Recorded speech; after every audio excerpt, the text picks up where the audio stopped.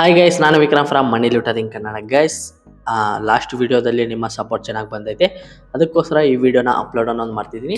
So ನಾನು ಎಷ್ಟು earning ಮಾಡ್ತಿದ್ದೀನಿ ಯೂಟ್ಯೂಬಿಂದ ಅಂತ ನಿಮ್ಗೆಲ್ಲರಿಗೂ ಒಂದು ಡೌಟ್ ಇದ್ದೇ ಇರುತ್ತೆ. ಸೊ ಅದೆಲ್ಲ ನಾನು ಈ ವಿಡಿಯೋದಲ್ಲಿ ನಿಮಗೆ ನಿಮ್ಮ ಡೌಟ್ಸ್ ಎಲ್ಲ ಕ್ಲಾರಿಟಿಯಾಗಿ ಎಲ್ಲ ಎಕ್ಸ್ಪ್ಲೈನ್ ಅನ್ನೋದು ಮಾಡ್ತೀನಿ. ನೀವೇನಾದರೂ ನಮ್ಮ ಚಾನಲ್ನ ಸಬ್ಸ್ಕ್ರೈಬ್ ಮಾಡಿಲ್ಲ ಅಂದರೆ ಸಬ್ಸ್ಕ್ರೈಬ್ ಮಾಡಿಕೊಂಡು ವಿಡಿಯೋ ಇಷ್ಟ ಆದರೆ ಒಂದೇ ಒಂದು ಲೈಕ್ ಮಾಡಿರಿ ಗೈಸ್. ಇನ್ನು ಲೇಟ್ ಯಾಕೆ ಇನ್ನೂ ಗೈಸ್ ಬಿಡೋಣ. ಓಕೆ ಗೈಸ್, ಇಲ್ಲಿ ನೋಡ್ಕೋದು ಒಂದು ಸ್ಕ್ರೀನ್ ಶಾಟ್ ಅನ್ನೋದು ಹಾಕ್ತಿದ್ದೀನಿ. ನನ್ನ ಕ್ರೈಟೀರಿಯಾ ಇನ್ನೂ ಕಂಪ್ಲೀಟ್ ಆಗಿಲ್ಲ. 1000 ಸಬ್ಸ್ಕ್ರೈಬರ್ ಸಕ್ಸಸ್ಫುಲ್ಲಾಗಿ ಕಂಪ್ಲೀಟ್ ಆಗಿದ್ದಾರೆ. ಇನ್ನು ವಾಚ್ ಅವರ್ಸ್ ನಂದು ಇನ್ನೂ ಕಂಪ್ಲೀಟ್ ಮಾಡಿಲ್ಲ. ನನ್ನ ಚಾನಲ್ಗೆ ಎಷ್ಟು ವಾಚ್ ಅವರ್ಸ್ ಇದೆ ಅಂತ ನೀವು ಸ್ಕ್ರೀನ್ಶಾಟ್ ಹಾಕಿದ್ದೆ ಅಲ್ವಾ, ನೋಡ್ಕೋಬೋದು. ಸೊ ಇವಾಗ ಅದೆಲ್ಲಾದರೂ 4000 ಪ್ಲಸ್ ಏನಾದರೂ ವಾಚ್ ಅವರ್ಸ್ ಕಂಪ್ಲೀಟ್ ಆದರೆ ನಾನು ಸಕ್ಸಸ್ಫುಲ್ಲಾಗಿ ಮಾನಿಟೈಸೇಷನ್ಗೆ ಅಪ್ಲೈ ಮಾಡಿದಾಗ ಅಪ್ರೂವ್ ಮಾಡಿದ್ರೆ ನಾನು ಯೂಟ್ಯೂಬಿಂದ ಅರ್ನಿಂಗ್ ಅನ್ನೋದು ಮಾಡ್ಕೋದು.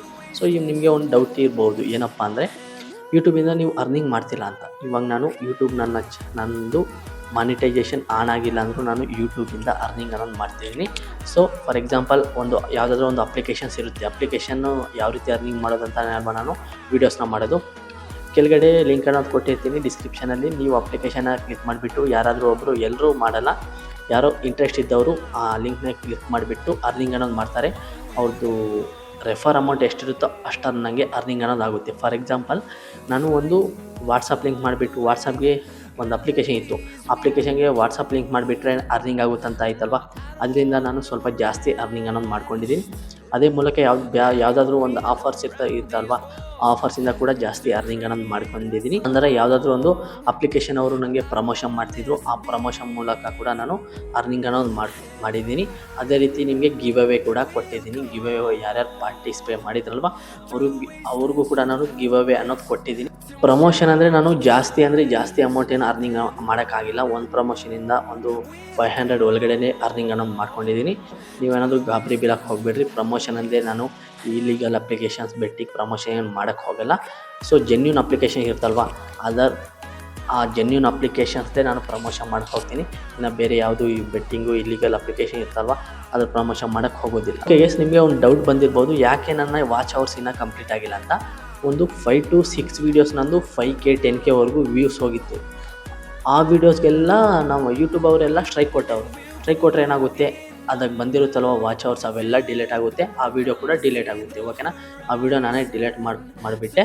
ಸೊ ಅದು ಯೂಟ್ಯೂಬಲ್ಲಿ ಅದೇ ಥರ ಇದ್ದರೆ ಏನಾದರೂ ಪ್ರಾಬ್ಲಮ್ ಆಗುತ್ತಂತ ಸ್ಟ್ರೈಕ್ ಬರುತ್ತಲ್ವ, ಅವ್ರಿಗೆ ಒಂದು ಸತಿ ಅಪೀಲ್ ಮಾಡಬೇಕು. ಅವ್ರು ಏನಾದರೂ ಮತ್ತೆ ಸ್ಟ್ರೈಕ್ ಕೊಟ್ಟರೆ ಆ ವಿಡಿಯೋನ ಡಿಲೀಟ್ ಅನ್ನೋದು ಮಾಡಬೇಕು. ಒಂದು 5 to 6 ವೀಡಿಯೋ ಇದೇ ಥರ ಆಗಿದೆ ನಂದು. 5 to 6 ವೀಡಿಯೋಸ್ ಯೂಟ್ಯೂಬಲ್ಲಿ ಅಪ್ಲೋಡ್ ಮಾಡಿದ್ದೆ. ಅದಕ್ಕೆಲ್ಲ ಎಷ್ಟಂದರೆ ಒಂದು 5K 10K ವ್ಯೂಸ್ ಬಂದಿತ್ತು. ಅದಕ್ಕೆಲ್ಲ ಒಂದು 200 300 400 ವಾಚ್ ಅವರ್ಸ್ ಇತ್ತು. ಅವೆಲ್ಲ ವೀಡಿಯೋ ಸ್ಟ್ರೈಕ್ ಬಂದುಬಿಟ್ಟ ಮೇಲೆ ವೀಡಿಯೋ ಡಿಲೀಟ್ ಮಾಡ್ತೀವಲ್ವ, ವಾಚ್ ಅವರ್ಸ್ ಎಷ್ಟು ಬಂದಿರುತ್ತಲ್ವ ಅವೆಲ್ಲ ನಮ್ಮ ಯೂಟ್ಯೂಬ್ ಚಾನಲಿಂದ ಎಲ್ಲ ಡಿಲೀಟ್ ಅನ್ನೋದಾಗುತ್ತೆ. ಆ ವಿಡಿಯೋಗೆ ಎಷ್ಟು ಬಂದಿರುತ್ತಲ್ವ ವಾಚ್ ಅವರ್ಸ್ ಅವೆಲ್ಲ ಡಿಲೀಟ್ ಆಗುತ್ತೆ. ಅದಕ್ಕೋಸ್ಕರ ನಂದು ವಾಚ್ ಅವರ್ಸ್ ಅಷ್ಟು ಕಡಿಮೆ ಐತೆ. ಸ್ಟ್ರೈಕ್ ಏನಾದರೂ ಬಂದಿದ್ದಿಲ್ಲ ಅಂದರೆ ಒಂದು 4 to 5 ವೀಡಿಯೋಸ್ ನಮ್ಮ ಚಾನಲಲ್ಲಿ ಅದೇ ರೀತಿ ಇರ್ತಿತ್ತು, ಅದು ಇನ್ನೂ ವೈರಲ್ ಆಗ್ತಿತ್ತು. ಸೊ ಅವಾಗ ನಾನು ಬೇಗ ನಮ್ಮ ಚಾನಲ್ ಮಾನಿಟೈಸೇಷನ್ ಕಂಪ್ಲೀಟ್ ಮಾಡ್ಕೊತಿದ್ದೆ.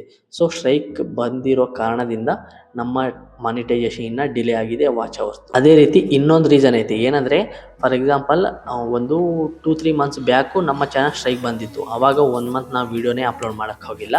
ಅದ್ರ ಹಿಂದೆ ಕೂಡ ಬಂದಿತ್ತು, ಆವಾಗೂ 1 ಮಂತ್ ವೀಡಿಯೋ ಅಪ್ಲೋಡ್ ಮಾಡೋಕ್ಕೆ ಹೋಗಿಲ್ಲ. ಪ್ರೆಸೆಂಟ್ ಇವಾಗ ಬಂದಿದ್ದಲ್ವ, ಇವಾಗ ನಿಮಗೆ ಗೊತ್ತು ರೀಸೆಂಟಾಗಿ. ಸೊ ಅವಾಗೂ ಕೂಡ ನಾನು ವೀಡಿಯೋಸ್ನ ಅಪ್ಲೋಡ್ ಮಾಡೋಕ್ಕೆ ಹೋಗಿಲ್ಲ 1 ಮಂತು. ಇವಾಗ ಮೊನ್ನೆ ಇವತ್ತೊಂದು ವೀಡಿಯೋನ ಅಪ್ಲೋಡ್ ಅನ್ನೋದು ಮಾಡ್ತಿದ್ದೀನಿ. ಸೊ ಸ್ಟ್ರೈಕ್ ರಿಮೂವ್ ಆದಮೇಲೆ ನಾನು ಕಂಟಿನ್ಯೂ ಆಗಿ ವೀಡಿಯೋಸ್ನ ಅಪ್ಲೋಡ್ ಮಾಡೋಕ್ಕೆ ಹೋಗ್ತೀನಿ. ಸೊ ಇವರು ಯೂಟ್ಯೂಬ್ ಅವ್ರದ್ದು ಪಾಲಿಸೀಸ್ ಇರುತ್ತೆ, ಅದು ನಾವು ಫಾಲೋ ಮಾಡಿಲ್ಲ ಅಂದರೆ ನಮ್ಮ ಚಾನಲ್ಗೆ ಸ್ಟ್ರೈಕ್ ಅನ್ನೋದು ಕೊಡ್ತಾರೆ.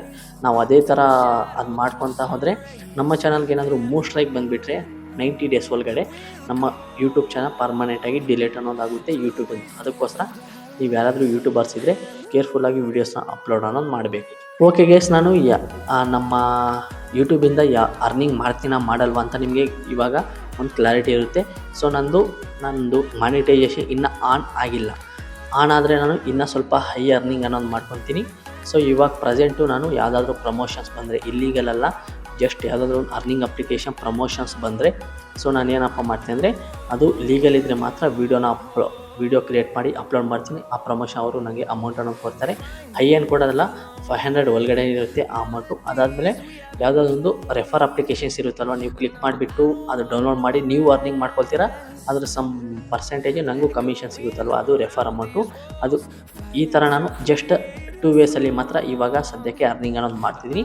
ಸೊ ಮಾನಿಟೈಸೇಷನ್ ಏನಾದರೂ ಕಂಪ್ಲೀಟ್ ಮಾಡಿದ್ರೆ ನಾನು ಲಾಟ್ ಆಫ್ ವೇಸ್ ಇರುತ್ತೆ ಅರ್ನಿಂಗ್ ಮಾಡೋಕ್ಕೆ. ಅದು ಮುಂದಿನ ಡೇಸಲ್ಲಿ ನಾನು ವೀಡಿಯೋಸ್ನ ಅಪ್ಲೋಡ್ ಮಾಡ್ತೀನಿ, ಯಾವ ರೀತಿ ಯೂಟ್ಯೂಬಲ್ಲಿ ಮಾನಿಟೈಸೇಷನ್ ಆನ್ ಆದಮೇಲೆ ಅರ್ನಿಂಗ್ ಅನ್ನೋದು ಮಾಡ್ಕೋದಂತ.